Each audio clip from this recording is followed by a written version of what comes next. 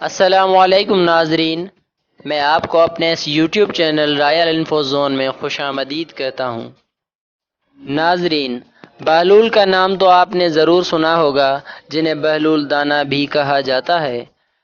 آپ پانچویں عباسی خلیفہ ہارون الرشید کے دور مارچ 766 سے مارچ 809 میں ایک فلاسفر، ولی کامل اور تارک الدنیا درویش کے طور پر پہچانے جاتے تھے۔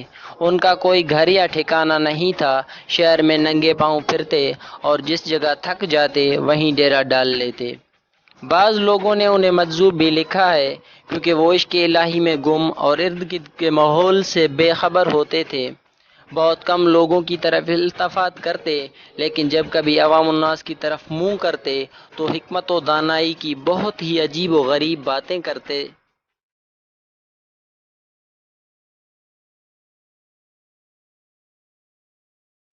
کوفہ میں پیدا ہونے والے بہلول کا اصل نام وہب بن نمرو اور تعلق عرب قبیلے بنو عمان سے تھا۔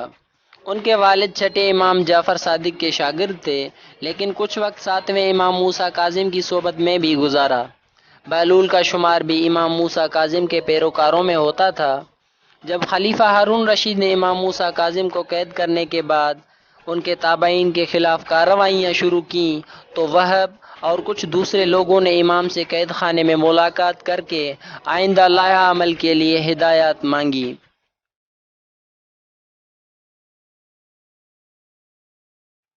امام عالی مقام نے جواب میں صرف ایک لفظ جیم لکھ کر اپنے عقیدت مندوں کے حوالے کر دیا۔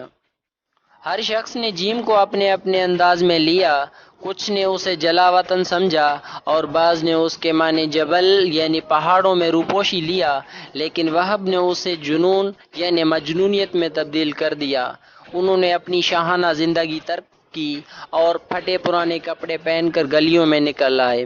خلیفہ ہارون رشید سے ان کی ملاقات 188 ہجری میں خلیفہ کے سفر حج کے دوران کوفہ میں ہوئی، جس کا ذکر امام ابن کثیر نے بھی کیا ہے۔ بہلول نے ہارون کو جو نصیحتیں کیں، ان سے متاثر ہو کر وہ انہیں اپنے ساتھ بغداد لے آیا اور پھر بہلول کا ٹھکانہ بغداد کی گلیاں ہی رہیں۔ بہلول کا مزار بھی بغداد میں ہی ہے، جس کے ایک گوشے کے بارے میں مشہور ہے کہ وہاں سکھ مذہب کے بانی گرو نانک نے چلہ کاٹا تھا۔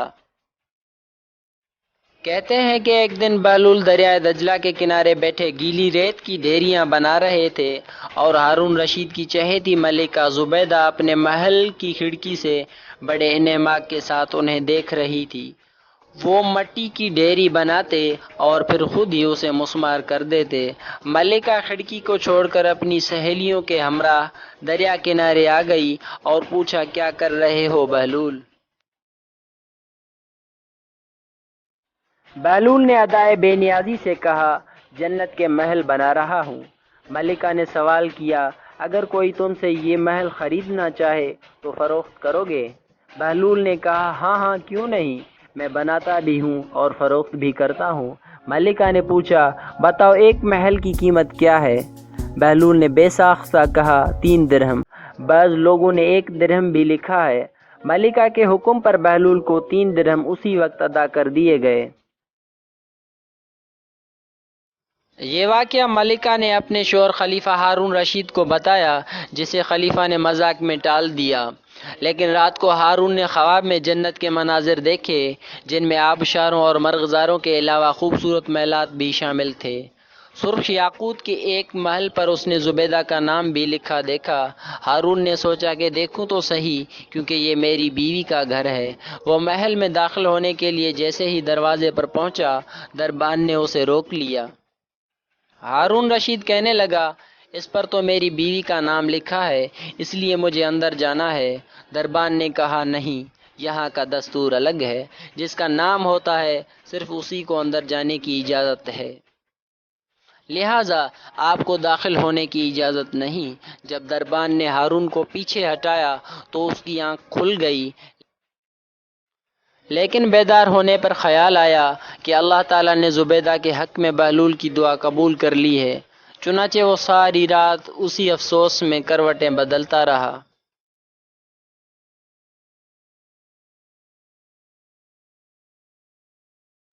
دوستو اگلی شام وہ بہلول کو تلاش کرتا دریا کنارے پہنچ گیا۔ بہلول ایک جگہ بیٹھے اسی طرح مکان بنا رہے تھے۔ ہارون نے پوچھا کیا کر رہے ہیں؟ بہلول نے کہا جنت کے محل بنا رہا ہوں۔ ہارون نے پوچھا بیچو گے؟ تو بہلول نے کہا ہاں ہاں کیوں نہیں، میں بناتا بھی ہوں اور فروخت بھی کرتا ہوں۔ ہارون نے سوال کیا کہ بتاؤ ایک محل کی قیمت کیا ہے؟ تو بہلول نے جواب دیا تیری پوری سلطنت۔ ہارون رشید نے کہا اتنی قیمت تو میں نہیں دے سکتا، کل تو آپ 3 درہم کے بدلے دے رہے تھے اور آج پوری سلطنت مانگ رہے ہیں۔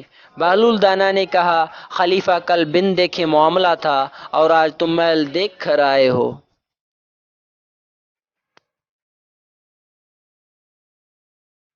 معروف بزرگ سید ناصری سکتی فرماتے ہیں ایک بار مجھے قبرستان جانا ہوا، وہاں میں نے بہلول دانا کو دیکھا کہ ایک قبر کے قریب بیٹھے مٹی میں لوٹ پھوٹ ہو رہے ہیں۔ میں نے پوچھا آپ یہاں کیوں بیٹھے ہیں؟ جواب ملا میں ایسی قوم کے پاس بیٹھا ہوں جو مجھے اذیت نہیں دیتی اور اگر میں غائب ہو جاؤں تو میری غیبت بھی نہیں کرتی۔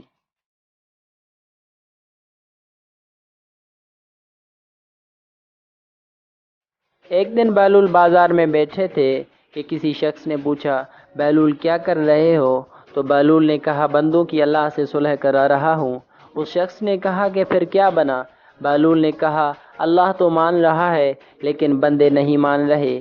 کچھ عرصہ بعد اسی شخص کا ایک قبرستان کے پاس سے گزر ہوا تو دیکھا بہلول قبرستان میں بیٹھے ہیں۔ قریب جا کر پوچھا بہلول کیا کر رہے ہو؟ بہلول نے کہا بندوں کی اللہ سے صلح کرا رہا ہوں۔ اس شخص نے کہا کہ پھر کیا بنا؟ بہلول نے کہا کہ بندے تو مان رہے ہیں مگر آج اللہ نہیں مان رہا۔ دوستو بہلول سے ایسے درجنوں واقعات اور دانائی کی باتیں منسوب ہیں۔ کچھ لوگ اسے کتابی باتیں کہتے ہیں اور بعض اسے روحانیت کی معراج مانتے ہیں، لیکن یہ طے ہے کہ جو بہلول دانا کہہ گئے وہ پتھر پر لکیر ہے۔ ایسے ہی ایک بہلول دانا ہمارے خلیفہ جی کے پاس بھی ہیں جو ہر وہ بات کہہ دیتے ہیں جو ان کے منہ میں آئے۔ اس سے اندازہ ہوتا ہے کہ بہلول دانا تو ہارون کے لیے کوئی خطرہ نہ بن سکے کیونکہ وہ بادشاہ تھا، لیکن آج کے بہلول کسی وقت ہمارے خلیفہ جی کے گھٹنوں میں ضرور بیٹھ جائیں گے کیونکہ خلیفہ جی کے پاس 6 ووٹوں کی اکثریت کے سوا ہے ہی کچھ نہیں۔ کبھی ہمارے بہلول نواز شریف کو مشورہ دیتے ہیں کہ نیب سے پلی بارگین کر کے لندن چلے جائیں، اور کبھی انہیں بلاول کا ٹرین مارچ ابو بچاؤ مہم نظر آتا ہے۔ لوگ ایسے بیانات پر سر دھنتے ہیں، لیکن ہمارا مشورہ ہے کہ ان کے ارشادات کو ہنس کر ٹال دیا کریں۔ بہلول دانا کا وقت دریائے دجلہ کے کنارے گزرتا تھا اور آج کے بہلول دریائے جہلم کا پانی پی کر جوان ہوئے ہیں، اور دونوں دریاؤں کے پانی کی تاثیر میں زمین آسمان کا فرق ہے۔ اس لیے ان کی باتوں کو سنجیدگی سے لینے سے پہلے یہ ضرور یاد رکھیں کہ ہر بہلول دانا نہیں ہوتا، کیونکہ بہلول کے لغوی معنی لطیفہ گو کے بھی ہیں۔ ناظرین، تو یہ تھی حضرت بہلول دانا رحمۃ اللہ علیہ کی زندگی اور اس سے جڑی کچھ حقیقتیں۔ اگر آپ کو میری یہ ویڈیو اچھی لگی ہے تو اس کو لائک کریں، دوستوں کے ساتھ شیئر کریں، اور مزید ایسی اچھی ویڈیوز کے لیے میرے اس YouTube channel royal info zone کو سبسکرائب بھی کریں۔